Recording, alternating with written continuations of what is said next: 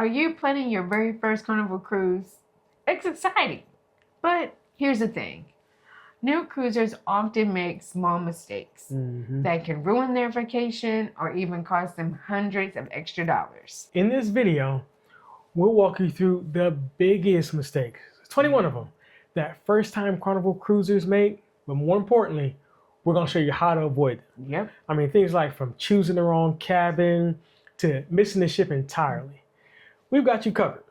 So your first cruise can go off smoothly and you can have a great time from start all the way to finish. So stick around because mistake number 12, even we've made. I'm Zaire. Now, I might just be the coolest man in America. And I'm Jacita. Ready? Let's go. Mistake number 1 is not having the proper documents you need when you get to the port. Now, I don't let this man touch anything because if it was up to him, we wouldn't have probably a passport. He would have forgot to bring the boarding pass. He would have laid it down somewhere as he picked up a bag. So y'all, no, he don't touch anything. But what do you need? You have 2 options. You can bring your passport and your boarding pass, or you can bring a state ID with birth certificate and your boarding pass.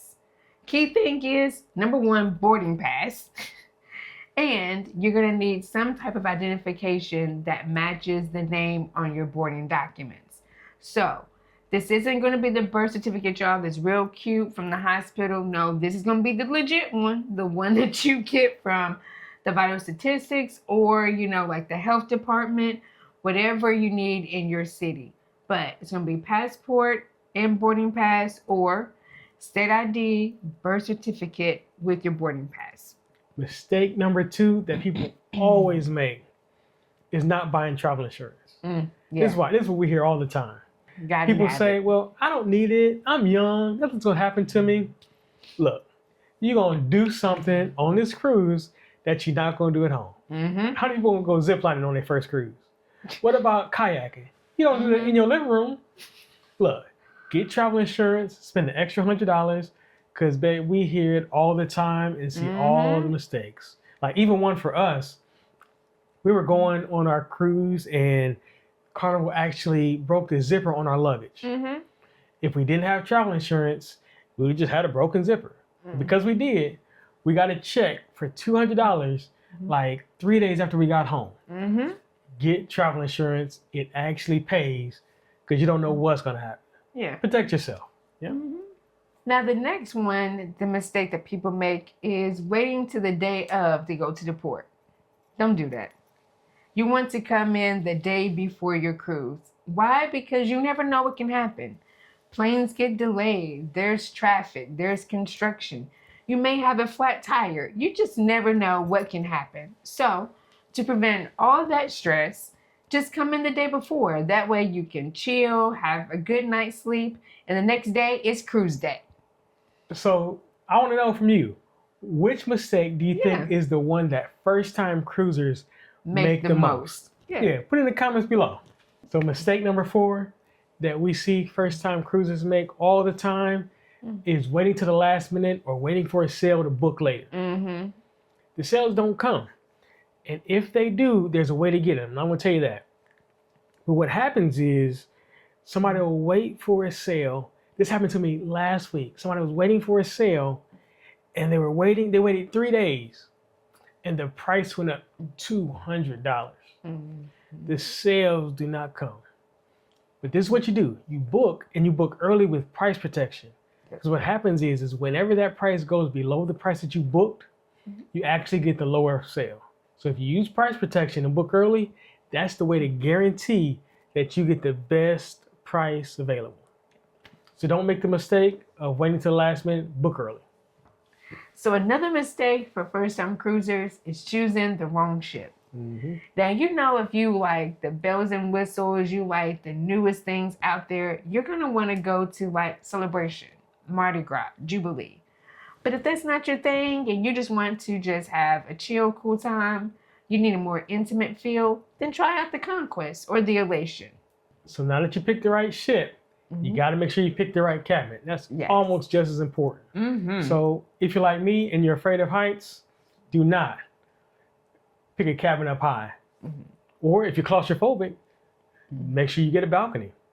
And here's another thing. If you're going to be partying the whole cruise and it's a short cruise, make sure you get an interior. Don't spend the money on a balcony if you're not going to be out there. So make sure you do a little bit of research and pick the right cabin. And so then you want to make sure that you know the total cost of your cruise. Not knowing the total cost is going to stress you out at the end. Nobody wants surprises on vacation. So the price that you see when you book your cruise, that is for the cruise itself. But you want to take into consideration, if you like to drink, alcoholic drinks are going to cost extra. If you know that you want a little specialty dining sometimes, that's extra. So just make sure that you realize that there's more to you having the vacation that you want than just that price when you book your cruise. So mistake number 8 is not using a travel agent. Look, it's your first cruise. You want to have a great time. You want to be stress-free. So talk to somebody who actually knows all the ins and outs, all the bells and whistles, all the little tricks of the trade that can get you the best deal and keep the stress away. Now, the next mistake you want to avoid is not researching what you can and what you can't bring on board. Now, if you think that you're going to bring your iron on board, no ma'am, no sir, no you're not. I mean, you can bring it with you, but it's not going to make it to the ship with you. So it's important for you to know what you can and what you can't bring. Right. All cruise lines, Carnival has their own list to let you know what you can bring and what you can't bring. So check it out to make sure that you have everything that you need. Book a Carnival excursion. Don't use a third party. And they're out there. There's some great excursions out there. But let me tell you about our first experience. So on our first cruise, on our first port, we booked an excursion with a third party, and he was wonderful. Had a great time. Had a great time. Up until we almost missed the ship. It wasn't his fault, but if we would have missed the ship and it was a Carnival excursion, they would have held the ship for us because they guarantee that you'll get back if you use a Carnival excursion. So on your first cruise, book Carnival excursions. Don't make the mistake like us. Don't be a pure runner. So the next mistake you want to avoid is not preparing for seasickness. It's your first cruise. You don't know how the ship is going to be. You don't know if you're going to be okay on the water. So be prepared. Whether you're taking Dramamine, motion sickness patches, or even sea bands. Sometimes you can use ginger chews. There are all kinds of ways to prepare for seasickness. Just make sure that you try one. So number 12, make sure you contact the ADA department. That's a mistake that I see first-time cruisers make all the time, is by not contacting them. So the ADA department can help you with things like CPAP machines or a sharps container. It's actually something that I get, and that goes along with the mistake that I make often. So I wear a sensor for my diabetes, and what they do is they will actually give me the internet for free so my sensor can be monitored. And I never use that. So I don't know how many times we paid for internet when I could have just got it for free. So contact the ADA department, like if you have a scooter and it's a little bit larger, or if you have any dietary needs, like you're gluten-free or anything you need. Any exception that you think you might need, contact the ADA, the accessibility department, and let them help you along the way. That's their whole job. Okay, this next one, y'all, is a biggie. And the mistake is forgetting to put your phone in airplane mode. Y'all, this can cost you a lot of money to not hit one single button on your phone. So we always recommend that as soon as you get on the ship, just put your phone in airplane mode. So that way you won't have to think about it. Because no one wants to go on vacation, have a good time, and then you come back and your phone bill is hundreds of dollars because you forgot to put it in airplane mode. So, first thing, get on the ship, And just make sure you put your phone in airplane mode. Mm-hmm. So number 14 is a mistake that I see first-time cruisers make a lot. They get on the ship, they get on the cruise, they're excited, and they don't know what they're going to do in the port. They just say, we're going to wing it. Mm-hmm. That never works out great. I don't know how many times we said we're going to wing it, even as experienced cruisers, and we always have more fun when we have a plan. Mm-hmm. So I think one of the most fun times we had in port was when we were swimming with the dolphins. Oh, yeah. We planned it a couple months ahead, and it was exhilarating. But we had a plan. And when we usually don't have a plan, we end up saying, oh, what are we going to do? Up until it's time to get back on the ship. Mm-hmm. Don't wing it. Have a plan. Yeah. Don't miss out. Yeah. Yeah. So a cruise seems like a lot of planning. And we would love to help you along the way with that.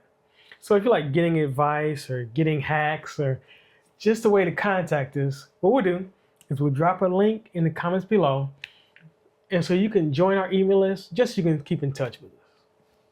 So y'all, another mistake the first-time cruisers make is trying to do everything. Yeah.